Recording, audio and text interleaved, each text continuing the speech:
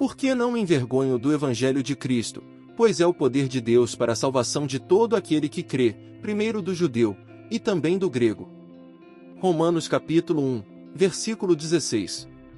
Queridos irmãos e irmãs em Cristo, a graça e a paz do nosso Senhor estejam convosco. Hoje, vamos meditar profundamente no capítulo 1 da Epístola do Apóstolo Paulo aos Romanos, um dos textos mais poderosos e teologicamente densos de todo o Novo Testamento.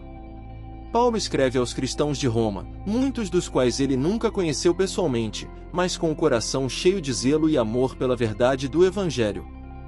Romanos capítulo 1 nos mostra o poder do Evangelho, a justiça de Deus revelada na fé, e a realidade trágica do pecado da humanidade. Este capítulo nos confronta com a santidade de Deus e nos convida à transformação pela fé em Jesus Cristo. 1. A introdução da Epístola, versículos de números 1 a 7. Paulo se apresenta como servo de Jesus Cristo, chamado para ser apóstolo e separado para o Evangelho de Deus. Ele deixa claro que este Evangelho não é uma invenção humana, mas algo prometido pelos profetas nas Escrituras Sagradas. Jesus, descendente de Davi segundo a carne, é declarado Filho de Deus com poder, pela ressurreição dos mortos. Aqui aprendemos que o Evangelho não é algo novo, mas o cumprimento de promessas antigas. A vida, morte e ressurreição de Cristo são o centro da fé cristã. 2.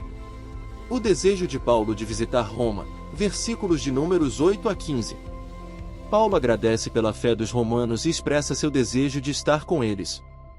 Ele deseja compartilhar dons espirituais e também ser fortalecido pela fé mútua.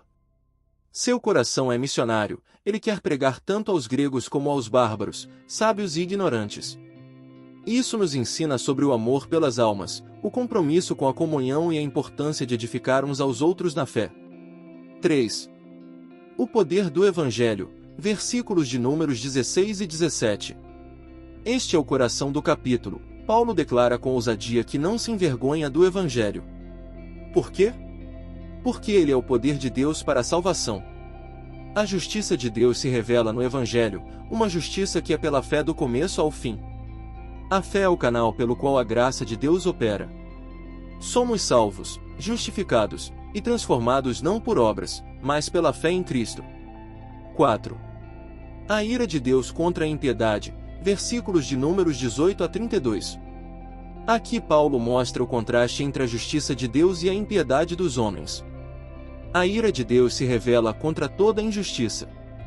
Os homens, mesmo conhecendo a Deus pela revelação natural, preferiram adorar a criação em vez do Criador.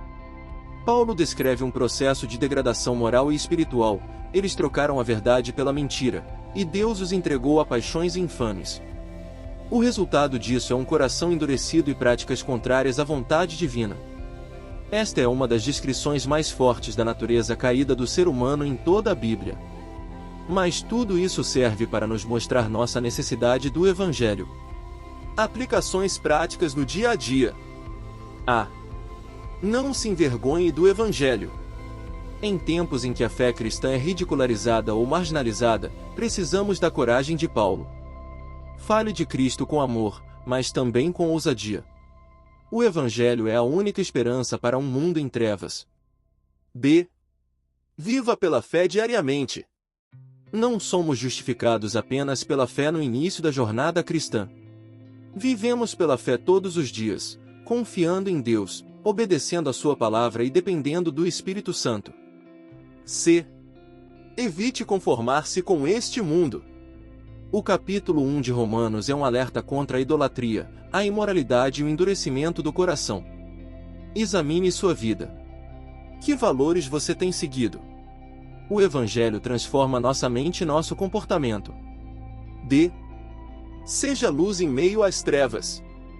Em um mundo que rejeita a verdade, você é chamado para ser sal e luz. Demonstre o amor de Cristo com ações e palavras.